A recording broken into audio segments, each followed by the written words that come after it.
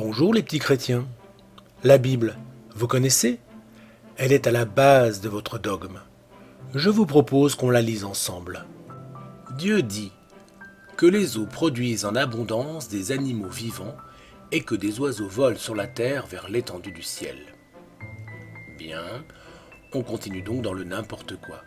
Les poissons, comme les oiseaux, n'ont aucun intérêt pour le foot.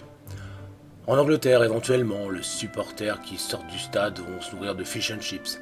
Mais les seuls oiseaux que l'on voit sur les stades sont les pigeons et ils sont plutôt gênants. Dieu créa les grands poissons et tous les animaux vivants qui se meuvent et que les eaux produisirent en abondance selon leur espèce. Il créa aussi tout oiseau ailé selon son espèce. Dieu vit que cela était bon. Justement, j'allais dire que dans la mer, il y a aussi des éponges qui peuvent être utiles aux sportifs et les coraux qu'on utilisait pour faire des prothèses de hanches aux footballeurs retraités. Mais non, il n'est question que du necton, les animaux qui bougent. Il est vrai que, comme on le verra plus tard, Dieu est méfiant à propos de ce qui n'est pas poisson. Les crustacés, par exemple, que les hommes n'ont pas le droit de manger. En parlant de manger, on peut se demander ce que mangent les gros poissons. D'autres gros poissons? Et les oiseaux? Il n'a pas inventé les insectes. Dieu les bénit en disant « Soyez féconds, multipliez et remplissez les eaux des mers, et que les oiseaux multiplient sur la terre. Ainsi, il y eut un soir, et il y eut un matin, ce fut le 5e jour. » Eh bien voilà, le 5e jour c'est vendredi, et vendredi c'est le jour du poisson. Si tu manges à la cantine, tu devras t'y faire. Dieu dit que la terre produise des animaux vivants selon leur espèce, du bétail, des reptiles et des animaux terrestres selon leur espèce. Et cela fut ainsi. Là encore, à part la vessie de porc et le cuir de la vache, on ne voit pas trop l'intérêt. Les reptiles, a-t-on jamais vu des footballeurs jouer avec des chaussures en croco? Dieu fit les animaux de la terre selon leur espèce, le bétail selon son espèce, et tous les reptiles de la terre selon leur espèce.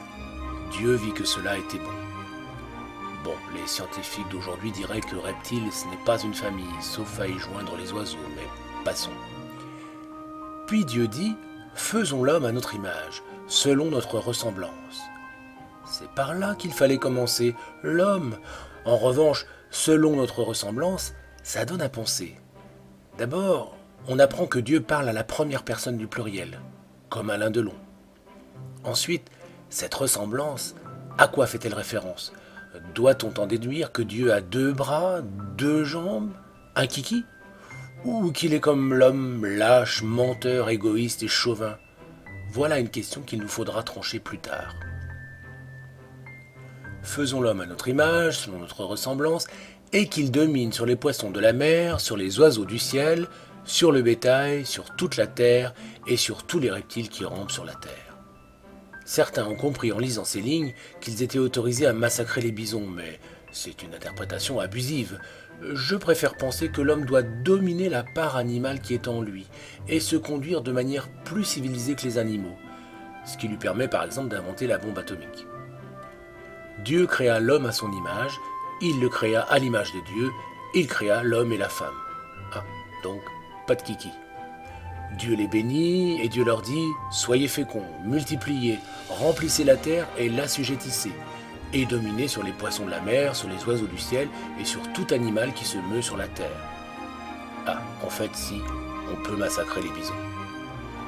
Et Dieu dit « Voici, je vous donne toute herbe portant de la semence et qui est à la surface de toute la terre, et tout arbre ayant en lui du fruit d'arbre et portant de la semence, ce sera votre nourriture. » Donc, Dieu fait de l'homme un vegan. Et à tout animal de la terre, à tout oiseau du ciel, et à tout ce qui se meut sur la terre, ayant en soi un souffle de vie, je donne toute herbe verte pour nourriture. Et cela fut ainsi. Ah, le lion aussi, et les oiseaux, tous à l'herbe. Pas con, Dieu, il fait des économies de tondeuse. Dieu vit tout ce qu'il avait fait, et voici, cela était très bon. Ainsi, il y eut un soir, et il y eut un matin. Ce fut le 6e jour. Voilà. Dieu va pouvoir aller se reposer et son équipe plancher sur l'embauche d'un écrivain un peu plus sérieux.